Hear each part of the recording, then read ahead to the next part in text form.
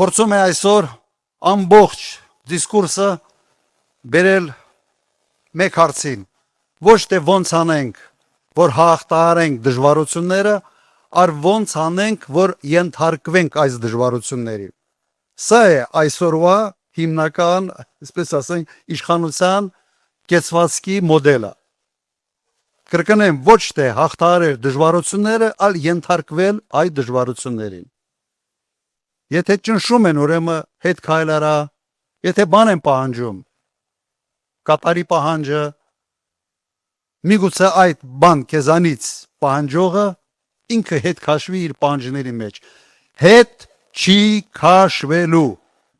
Մենք լավ գիտենք մեր հարևանների։